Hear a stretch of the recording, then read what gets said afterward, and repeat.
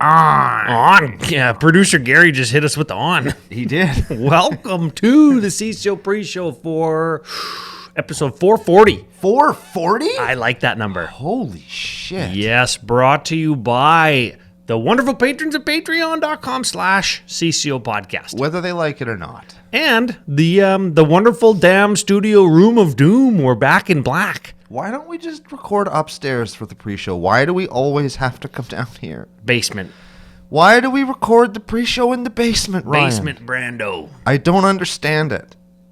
He's never getting out. Is this where somebody puts their hands on us with the work gloves? Yes. And then kills us with the axe that they found in the shed? The CC opener in this case. Yes. Is that why we're down here? Yes. What a strange position to put ourselves in. Yes. Yes. But no kink shaming in the nation. Some people like to hanging out in a dingy old dungeon with lots of like leather and lubricants. But none of those are down here. It's just a curtain. Oh. Well, speaking of leather and lubricants and potential, well, we're not going to go there. We're talking about goifs. Are we talking about goifs? And that's not a euphemism for like dungeon stuff either. Yeah, it's a creature type, I guess. Yes, you have all of the Commander. No, what is it called? Modern Horizons 3 precons. I do. Is there a goif, like a Tarmogoyf equivalent in each deck? No. There's a few of them in one of them. I know that there's a green one, or like there's Polygoyf and Tarmogoyf Nest. There's Pyrogoyf, which is obviously the red one. Correct. There's Barogoyf in black. And we've got like the old ones like Terra. No, there's only one old one in the decks, and it's Mortivore, who's a Lurgoyf, but not a Goyf. Yeah, he is a Lurgoyf creature type, and Mortivore is the black one, cares about creatures in graveyards, right? Yes, there's no Magmavore, which makes perfect sense because that one's not great in a deck like the Precon. And then there's no Terravore, which I think was a grave oversight, which is lands in all graveyards that actually would have gone really, really well in the Precon. Ooh, and maybe we'll talk about that on the show tomorrow. And we will. And it's a reprint that I think was not needed because it's not like it's really played anywhere. But the Terravore is a few dollars now, and you could have thrown one in just as like, oh, here's another $2 or $3 card in a Precon, just because that looks good on paper when people say, or many Magic the Gathering players ask the question, is it worth it to buy this deck? Well, it would make it more worth it. In my show notes for CCO 440 tomorrow, I have the note, is it worth it? And I'm asking it in a different way than normally it is asked on other people's Precon reviews and upgrade guides. I'm going to ask it in a different way. Oh, okay. I'm going to answer the fiscal question that everybody always asks. I'm going to do it right now. And the answer is yes. You think so? At this point today, if you were to look at the cards you're getting in each box for the amount of money that you're going to pay for the box at your LGS, unless you're paying a ridiculous markup, in every case, in all 4 decks, you do get your money's worth. Oh, there you go. Which I think is great. I think it's excellent. Lots of the new cards have just eaten shit in value. But even with all of that, the decks are still hovering around the 80, 90 US. Dollar mark. I've got them up to discuss on the show tomorrow. I've got all the lists. So they're right where the price point in the store that I've seen is. So if you're looking to buy one, you're not getting hosed on any of them, whether you like the deck or not. Like, you're getting what you pay for, which is great in decks like this. Okay, getting what you paid for. I'm happy you said that because when people say you're getting your money's worth, what does that really mean? Like, I'm buying the pre-con to sell all the cards in it to make my money back, right? It's like back in the day when people would say, "Oh, I just paid for my draft." When you like rare draft like a $15 rare out of the booster pack, and it's like, wait, are you gonna sell it? What do you mean you paid for your draft? Are you gonna sell that? No, but it's a $15 card. It doesn't matter. It doesn't matter what the pre-con is worth if you get your money's worth, because like are you looking to buy like $100 or $80 worth of cards? If you're looking to do that, I guess and sell them to make money. Yeah. Or are you going to go to a store and buy every one of these 100 individual cards? Yeah. Did you have a shopping cart with this deck list in it? Yeah, because that would be a strange coincidence. Yeah, why are you doing that? That's a weird thing to do. Yeah. So that's the kind of worth that I'm going to talk about. I guess, are you getting the power, the consistency, the fun level, excitement in the traditional sense, not money sense. The money. That's what we're going to talk about. And we're going to delve more into that. And I'm going to little spoil a little peek. Yes. Oh, I think you are. Okay. I do. Okay. When we were looking at these initially, just tease it. Just tease it. It was a thing, but I think you do. I really do. We got some thoughts on it. The more I've thought about these decks, the more I kind of like them. Oh, look at Uncle Brando liking stuff. Hey, I got a couple more questions. We weren't done talking about goifs yet. This is weird. Okay. Is there a blue goif? No. Oh, is there a white goif? No. Is there artifact goif? Technically, yes. There's an artifact that turns into a goif. Oh, I'll take that. And we mentioned earlier there's also an enchantment that actually makes Tarmogoyfs, which is cool. Yeah, that's the green one, right? Yes, the enchantment. Yeah. Do you remember, here's a way back for you, and I know that you'll remember this. Okay. Do you remember getting pounded by Terravor in Legacy like circa 2008? I used to play aggro. I used to do the pounding, yes. Yeah, man alive. That was a great deck. I love that deck. Is it lands in all graveyards? Yes. I tried to play Terravor in Legacy Zoo alongside Tarmogoyf and Wild Nacatl, right? And a bunch of fetch lands and dual lands to turn on Wild Nacatl, Curd Ape, Loam Lion, and then you could sideboard like Quasali Pride Mage in, and what was the other cat that went in there? There was another cat. It was something like a Watch Wolf. Remember the 3/3 for white green? Yeah. And 3/3 for white green when you have a Tarmogoyf in your list, or a 3/3 for 1 mana on turn 2. The Watch Wolf, not good enough. No. Curd Ape, Loam Lion became not good enough. So I was like, man, I gotta try Terravor. Yeah. 3 mana for like, it's probably gonna be 4/4/5/5. Probably. Yeah, which is good, but at 3 mana, not good enough.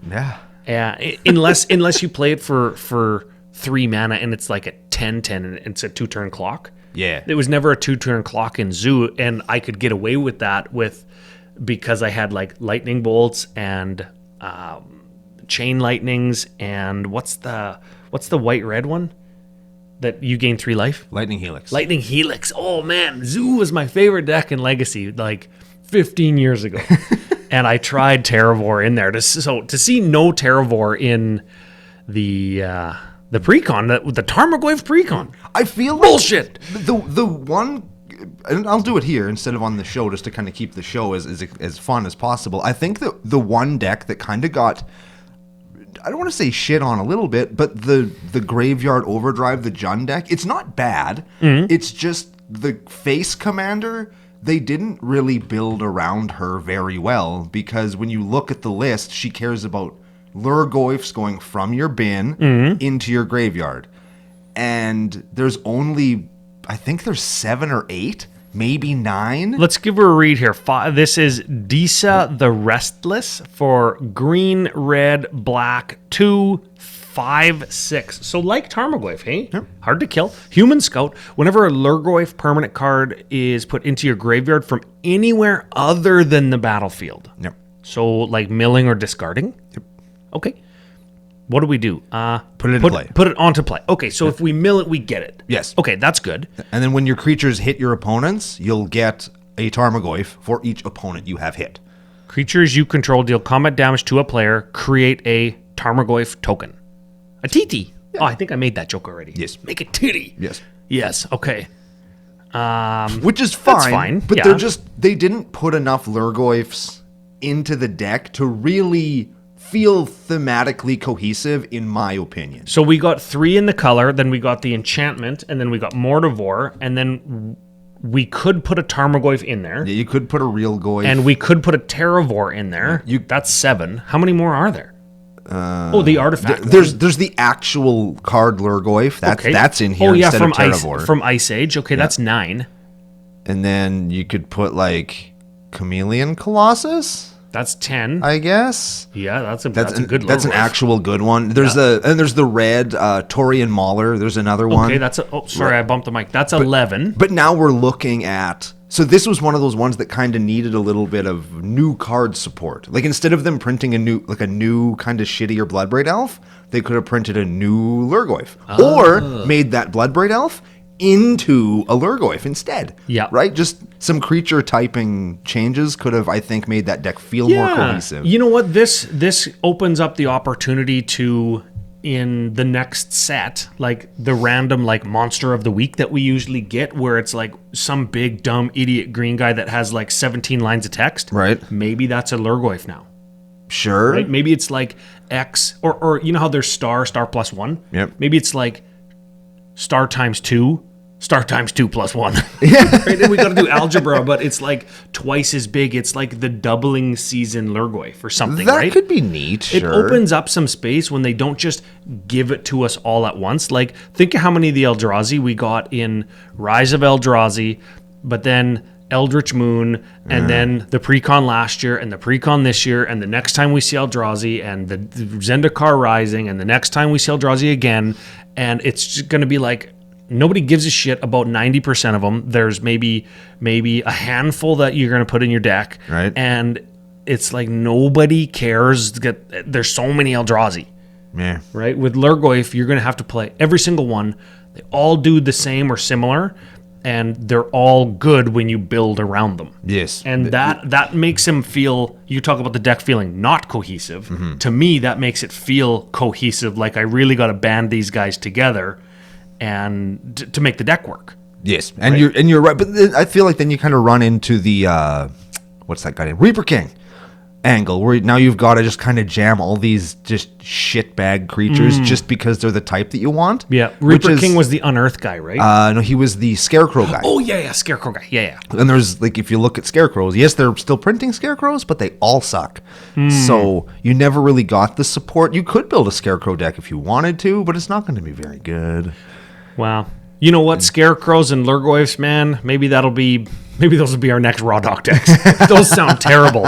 Now, can you imagine a Raw Dog and a Tarmogoyf? That kind of just feels like it would be good. I want to do that so bad now.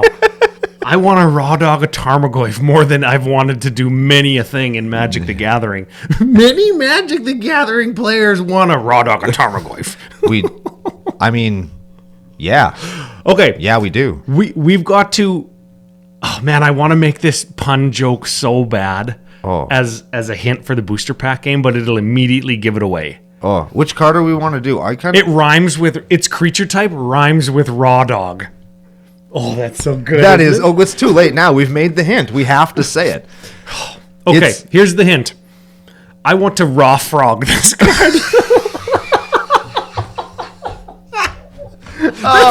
That's the only hint you get. Okay, what do they win? You could win a CCO sticker pack, a CCO token pack, or if you're really just into winning something and then throwing it away, you could also have a pack of Magic the Gathering playing cards. Yes. If you want. And you win that by sending an email to commandercookout@gmail.com with your name and your address and your postal or zip code. If we pick you. And what the thing... Well, obviously we'll pick you. If you play, you will win. Yeah. Like, it's stupid to think that you won't win. So just play. And then we'll send you your thing in the mail. Yes. And I have last week's winner because we're doing all the giveaways on the pre-show now. Who is it? Last week was Ugin's Binding. Remember the new Cyclonic Rift? Cyclonic Noof. Sure. Last week's winner, YouTube handle, J Hustak. That sounds like it's kind of dirty. We could call him J-Stack. J-Stack. Instead of Haystack? Or Hussy Stack. Hustak. That's pretty cool. Yeah. So if that's you, commandercookout@gmail.com. Let us know that you won. Let us know if you want a sticker pack or a token pack or a booster pack. And this is the honor system, so don't lie or you'll fuck it up for everyone. Yeah. And don't do that. You know, we've been doing this for a long time, and Everybody's been honorable. Yeah, just that one guy. Just that one guy. Was there one guy? Yeah. Oh yeah, he's the third guy in the damn dungeon behind us. He's just a skeleton now. Because we ate him. Oh, okay. Last thing. Uncle Brando survives the zombie apocalypse the longest because he's the guy most likely to eat other humans. Yes, I'm totally unwilling to try vegetables or anything that like grows out of the ground. But if it's trying to run away, I will try and eat it. Eat some frickin' lettuce, man. No, I will eat packing peanuts before I eat lettuce, and I proved that. I seen him do it. I did it on the internet. Yeah, That's so real. it must be true, yeah. That's true. Okay, so we're CCO 440. We're looking at the Maudie Ho Ho Ho pre-cons. The strangest modern constructed decks I've ever seen. Yeah, I don't know if these would be very good in Modern. I don't think they would be. It's strange. That's a joke that we should keep doing, though. I like Yes, that. it is. I like that. We've got some upgrades. Are they worth it? Worth it in air quotes for your like fun and entertainment value, of course. And we're going to hit up some of the new cards that are actually exciting, both because of the decks that they're in and the decks that they could go in if you pick up the singles. Couple new patrons. We got to talk about the new merch that I'm wearing, and that's going to be the episode. It's going to be a good one, too. Hit our theme song. Brr.